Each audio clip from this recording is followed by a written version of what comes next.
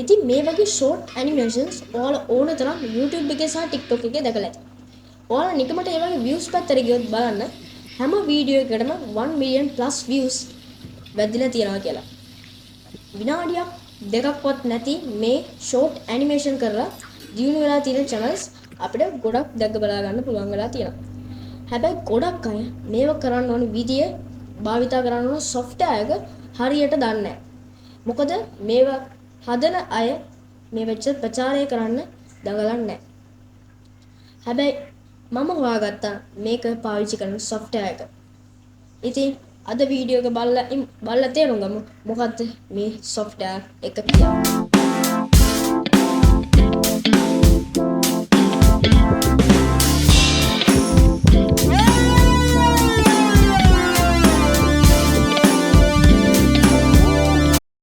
ඉතින් මේ වගේ ඇනිමේෂන්ස් හදන්න අපි භාවිතා කරන්න ඕන software එකේ නම තමයි Krita කියන්නේ. බලන්න එපා. මේක අපි buy කරන්න ඕන software එකක් නෙමෙයි. මේක සම්පූර්ණයෙන්ම free. ඒ කියන්නේ සම්පූර්ණයෙන්ම nominee තමයි අපිට මේක පාවිච්චි කරන්න ඕනේ. ඉතින් මේක download කරන්න කොහොමද කියන එක ප්‍රශ්නයක්. ඉතින් ඔයාලා සාමාන්‍යයෙන් නිකන් ඔයාලා පාවිච්චි කරන web browser එකේ ගහන්න krita.org කියලා. එතකොට එයාලගේ official site එකට ඔයාලා යනවා. ගිහිල්ලා ඒකේ තියෙන download කියන column එක අතුලට ගිහිල්ලා ඔයාගේ OS එක තෝරලා ඔයාලට තියෙන setup එක download කරගන්න. හරි. දැන් අපි setup එක download කරාට පස්සේ අපිට තියෙන්නේ app එක extract කරලා අපිට install කරගන්න එක තමයි අපිට ඊළඟට තියෙන වැඩේ. ඉතින් ඒගොල්ලෝ එක එක දේවල් අහයි ඔයාලට තියෙන next ඔබාගෙන යන්න. ඊට පස්සේ එයාලගේ policies වලට අපි agree වෙනවද කියලා අහයි.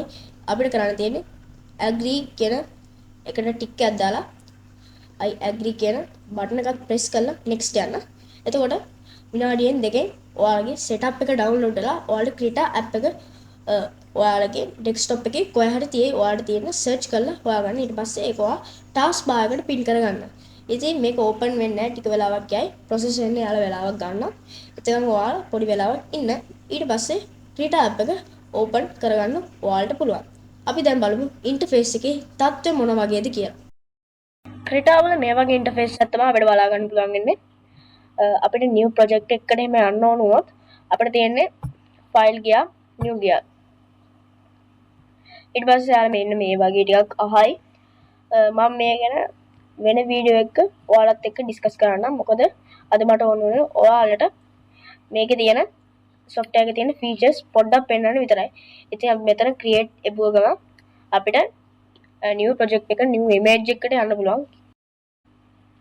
හරි. ඊට පස්සේ මෙන්න මේ වගේ එකක් තමයි අපිට new project එකකට ගියාම බලා ගන්න පුළුවන් වෙන්නේ. ඉතින් මේක ඔයා තේරුම් ගන්න ඕන දෙයක් තමයි මේක අපි කලින් පාවිච්චි කරපු animation softwares වන Adobe Animate සහ Moho වගේ එකක් නෙමෙයි මේක සම්පූර්ණයෙන්ම drawing එකක් එහෙම නැත්නම් paint එකක් වගේ අඳින්න තමයි මේක පාවිච්චි කරන්නේ. අපිට මෙන්න මේ හරියදී බලා ගන්න පුළුවන් මේකේ තියෙන brushes, erasers, pencils වගේ එකක් මම ඔයාලට මේක බලා ගන්න පුළුවන් වෙන මගේ කැමරාව තිබ්බ තැන පොඩ්ඩක් වෙනස් කරලා අපිට මෙන්න මේ මම මේ brush එක තමයි දරාට select කරගෙන තියෙන්නේ අපිට ඒකේ දෙයක් අඳින්න පුළුවන්. අපි බලමු එහෙම දෙයක් අඳින්නේ කොහොමද කියලා. මේ වගේ මෙහෙම අපි අරන් ගියොත් cursor එක ක්ලික් කරගෙන අපිට පුළුවන් දෙයක් අඳින්න. මෙන්න මේ වගේ ස්ටික් එකක් උනත් අපිට මෙහෙම අඳින්න පුළුවන්. බලමු රිකෝ ඇනිමේෂන් එකේ ඉන්න කැරක්ටර් එක අඳින්න.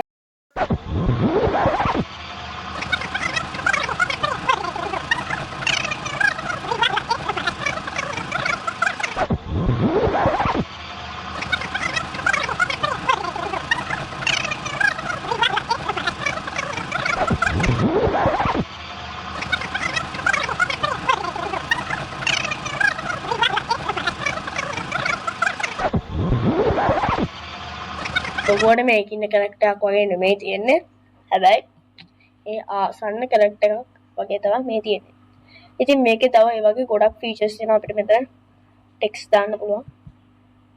මේකේ මේ ටූල් එක පාවිච්චි කරලා එතකොට මෙතනින් පෑන් එක අපි සාමාන්‍ය මේ අපිට ඕන විදියට ඇඩ්ජස්ට් කරගන්න. ඒක අපිට තියෙනවා. වගේ මෙතන කර්ස් එක අපිට සිලෙක්ට් කරන්න පුළුවන්. ඉතින් මේ වගේ අපිට පේන් තියෙනවා. අපිට මේ වගේ ලස්සන පාට කරන්න පුළුවන්. ඒ වගේම අපිට පාට වෙනස් කරන්න ඕන නම් මෙන්න මෙතන රයිට් ක්ලික් කරලා අපිට කලර් එකක් චූස් කරන්න පුළුවන්. දැන් බලන්න අපි අදිනදී අපි බ්‍රෂ් එකක් අරගෙන ඒක අදිනදී